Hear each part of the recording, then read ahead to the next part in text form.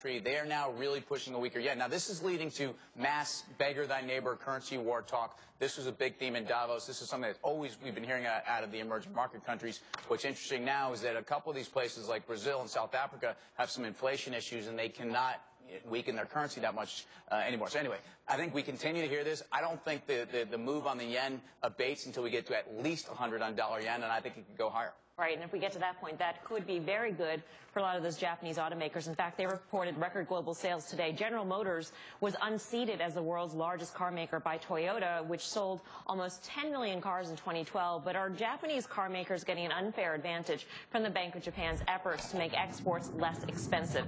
Matt Blunt is the president of the American Automotive Policy Council and the former Republican governor of Missouri. So, Governor Blunt, it's a pleasure to have you with us. Thank you. And you actually penned a letter to the Obama administration asking them essentially to let Japan's new ruling party know that the U.S. will retaliate for policies that are aimed at weakening the yen. What does retaliation mean in your view?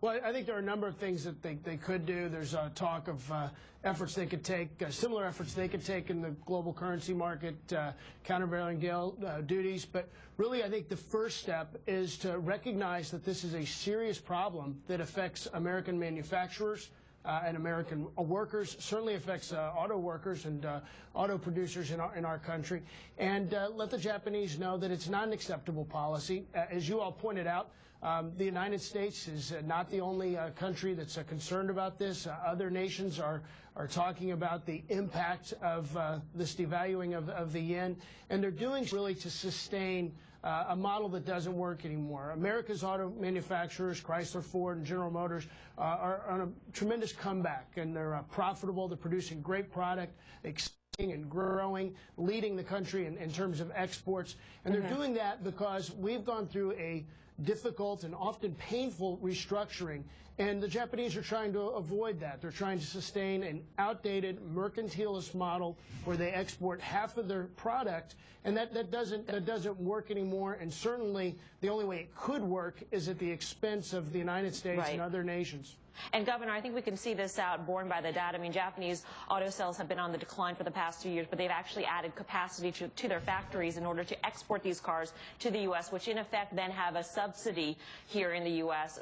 Boil it down, though, in terms of the actual impact on the automakers. What does this mean in terms of profits, let's say, for, every yen per dollar that it weakens, or any other metric that you want? Let us know, and let investors know exactly the nitty-gritty of the impact of the weakening yen. Well, it could have a significant impact. Really, just since October of last year, the yen's been devalued by about 14%.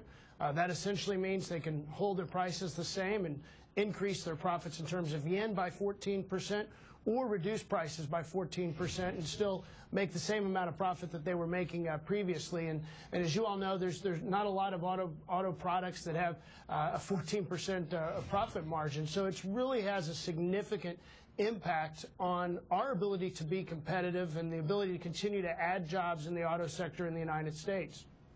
Mr. Blunt, how does it fit into the political equation, though, when you see foreign countries making cars in the U.S.? How much between a rock and a hard place do you think President Obama is there, and how much is that important at all?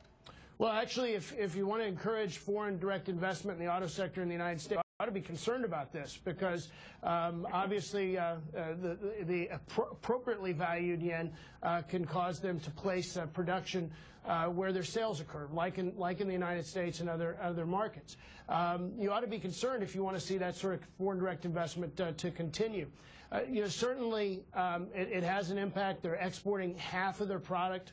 That's not a sustainable model unless you do so at the expense of other nations. What is an appropriate valued yen? What's your target? Well, it should be set by the marketplace, and it shouldn't be set by these efforts to devalue it, really to get a trade advantage, which is what's occurring today. Okay. All right, Governor, we're going to leave it there. We appreciate your time. Fascinating topic, Governor Blunt.